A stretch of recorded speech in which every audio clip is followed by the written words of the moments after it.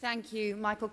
We reach the closing day of a fantastic conference in a fantastic city, and we are ending the conference as we began it, debating equality, taking our stand against discrimination, prejudice, and against the unjust barriers, the institutional conservatism and the resistance that still holds too many people back. So let me briefly introduce the equalities debate we will have this morning by remembering the equalities debates we have held every day of the Labour Party conference. On Saturday, the annual Women's Conference. 700 women, over 100 women spoke. Women angry that they are being hit twice as hard as men by the government's tax and benefit changes, even though men still earn more and own more. Women no longer prepared to tolerate the double discrimination of sexism and ageism. And women worried about childcare cuts that make it harder to work at a time when women's unemployment has reached a record 1 million.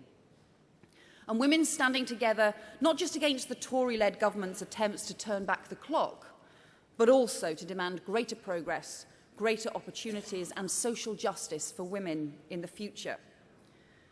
Because we know it is good for women, good for families, good for men, good for communities, and good for the economy too, to use every aspect of women's talents in a modern society.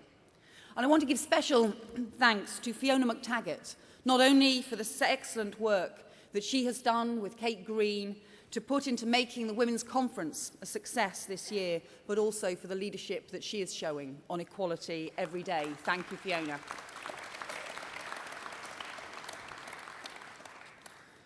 But we also know that women across our party, women across the country and women across the Labour Party in Parliament have been standing up and raising concerns about the deep damage the government is doing to women's lives.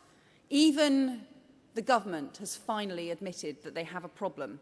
The number 10 not-so-secret memo has now admitted that women are being disproportionately hit by the policies that they are introducing. But what was David Cameron's response to the women who have warned him about the damage that he was doing? To Harriet Harman, to Caroline Flint, to Angela Eagle? Not sorry, but calm down, dear. I think David Cameron will learn that women across the country are not going to calm down.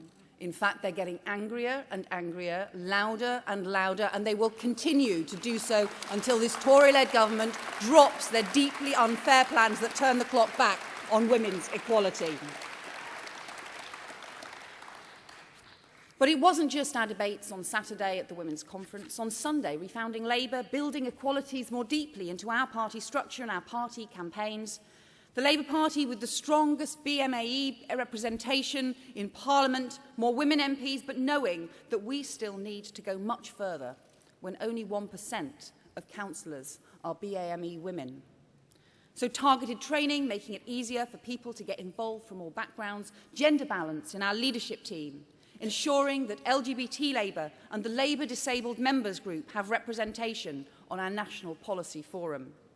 On Monday, our debate on the economy was not just about growth and jobs and trade, but about childcare, something we know is part of our economic infrastructure, with Liam Byrne warning that 30,000 women have already had to give up work because of the cost of childcare.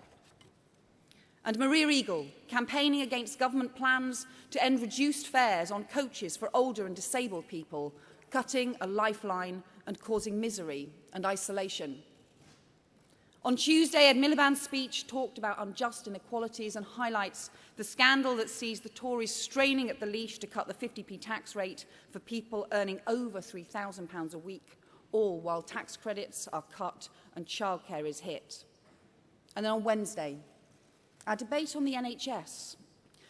When the Women's Conference on Saturday was asked to vote for the top 3 priorities that we should take forward to the Labour Party conference, to report back to the Labour Party conference, and also to make sure were priorities as part of our National Policy Forum and policy-making process, top of the list was the NHS.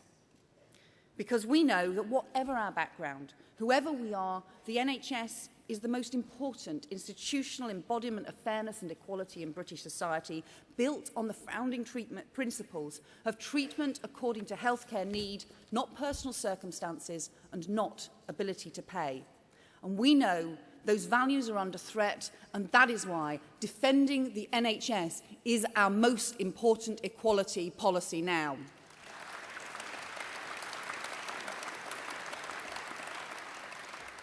So from fringe to fringe, debate to debate, equality woven throughout our debates, woven deep into our ideology as a party. It must always be the front and centre of what we do.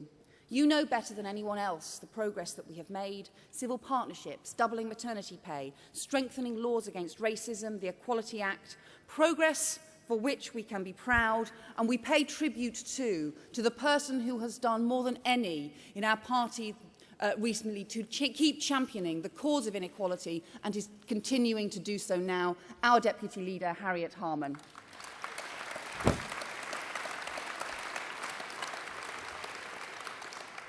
But it is also progress on which we can never rest, both because we are at risk of seeing the clock turned back and because we know we still have far yet to go.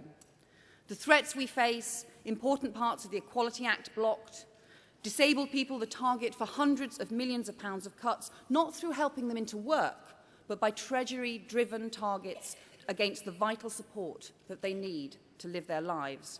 Changes to abortion counselling based on prejudice, not evidence, and the much-trumpeted promise on gay marriage, something we welcome and support, we now find is kicked into the long grass. And conference, the EDL, marching on the streets. We know the progress that we achieved was hard-won, should never be taken for granted, and must be defended, but we still must go further. While women are paid less than men for the same level jobs, while BAME job applicants are less likely to get interviews simply because of the surname on their CV, while teenagers are traumatised by homophobic bullying. And in this great city of Liverpool, diverse and proud, 2 cathedrals, some of the oldest Afro-Caribbean and Chinese communities in the country, yet represented in the European Parliament by Nick Griffin. Conference, our task is not just to stand up against the damage that the government is doing, but also to go further, championing equality, challenging prejudice wherever we find it, not just today in our debates, not just every day of our conference, but every day of the year. Thank you.